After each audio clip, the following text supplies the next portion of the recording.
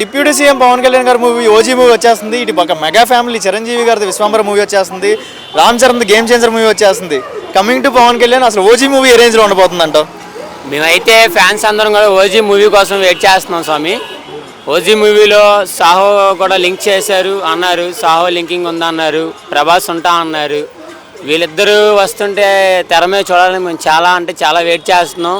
OG అయితే మట్టికి చించి పడేస్తుంది స్వామి, వేరే లెవెల్లో ఉండిద్ది. ప్రతి ఒక్క ఇండస్ట్రీ కూడా విజయవాడ టాక్ గురించే చూస్తారు.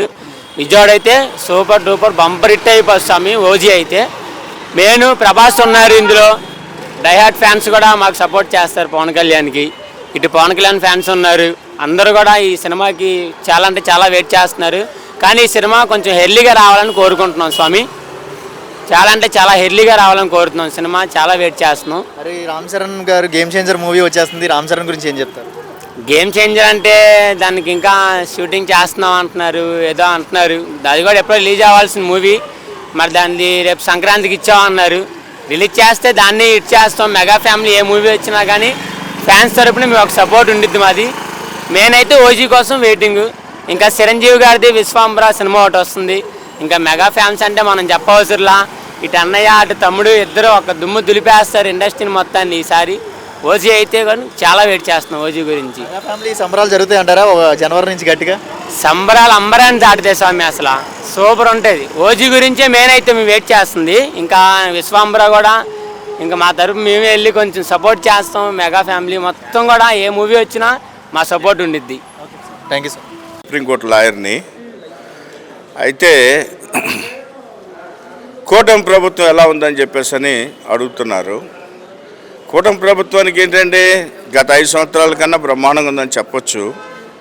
5 సంవత్సరాల్లో పడిన బాధలన్నీ కూడా క్రమేపీ వైదొలుగుతున్నాయని కూడా చెప్పక తప్పదు. కాకపోతే ఏంటంటే పాపం జగన్మోహన్ రెడ్డి గారు ఆయన క్రోకరీ దాంట్లో పనికిమాలినోడు ఒక అతను ఉన్నాడు, సజ్జల గారు అని. ఆయన నాకు ద్రోహం చేశాడు, మహా గొప్ప ద్రోహి. దట్ ఫెలో సబ్స్టాండర్డ్ 5 సంవత్సరాలు ఈ రాష్ట్రాన్ని ఎంత భయంకరంగా పాడు చేశాడంటే, మీకు కావాల్సిన సబ్జెక్ట్ ఏమిటంటే ప్రజలందరూ ఓట్లేసింది జగన్ గారికి, పరిపాలించింది సజ్జల. కాబట్టి కంపు చేశారు ఈ 5 సంవత్సరాలు. ప్రజలకు బాగా అర్థమైంది.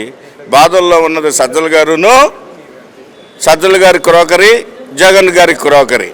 ఇప్పుడు మనం చూస్తున్నాం కదా, వాళ్ళందరూ కూడా మరి కేసులు ఇరుక్కొని గందరగోళం జరుగుతూ ఉంది, దెబ్బలు కూడా తింటున్నారు. అందుకని వీళ్ళంతా కాదు, సజ్జల గారిని ముందు పట్టుకుంటే అసలు కథ అంతా బయటకు వస్తుంది. జగన్ గారు పరిపాలించమంటే దాక్కొని ఇంట్లోనే ఎందుకు కూర్చున్నాడు కూడా చెప్పొచ్చు. నేను జగన్ గారికి చాలా దగ్గర వాడిని అప్పుడు ఆ రోజుల్లో. అందుకనే నేనేంటంటే మీరు ఆయన అరెస్ట్ అయినప్పుడు కూడా నేనే టీవీలో చెప్పాను. కాబట్టి వాళ్ళ అమ్మగారే చా అన్న తర్వాత రాష్ట్ర ప్రజలందరూ చాపో అన్నారు. కాబట్టి 151 సీట్లు ఇచ్చి పరిపాలించమంటే చేతగాక 175కి 175 సీట్లు అన్నాడు.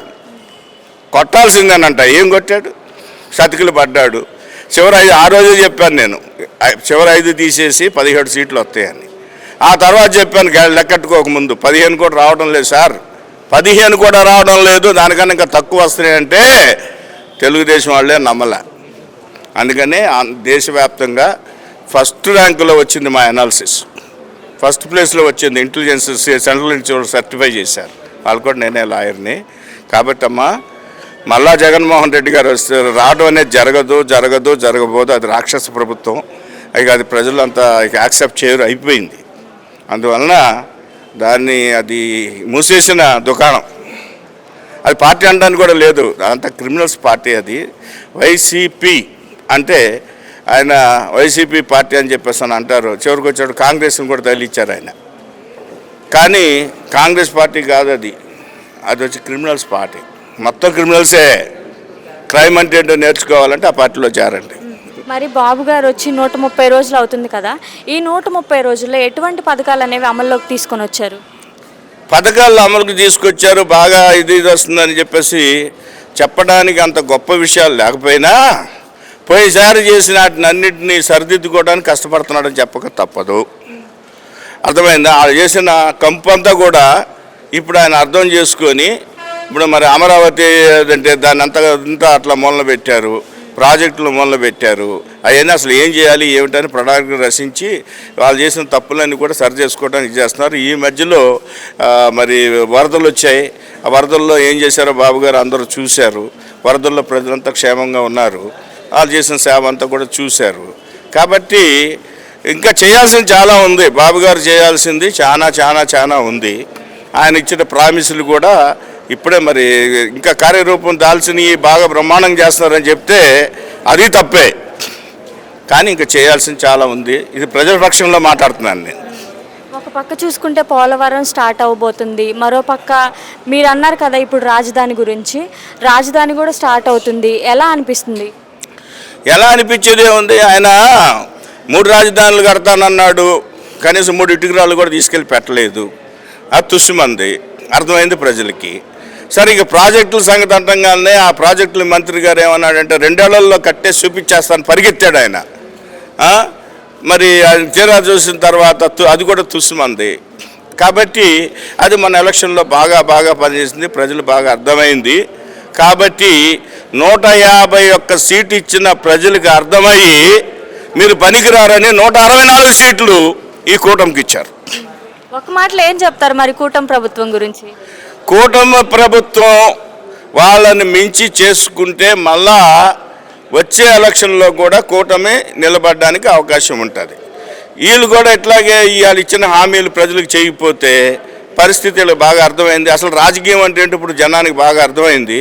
కాబట్టి పనిచేస్తే ప్రజలు ఓట్లేస్తారు, చేయకపోతే చేయకోకుండా దాక్కుంటే దానికి ప్రతిఫలం అనుభవించక తప్పదు. ఇప్పుడు అనుభవిస్తున్నారు. అదే పరిస్థితి ఎవరికైనా వస్తుందని చెప్పదలుచుకో.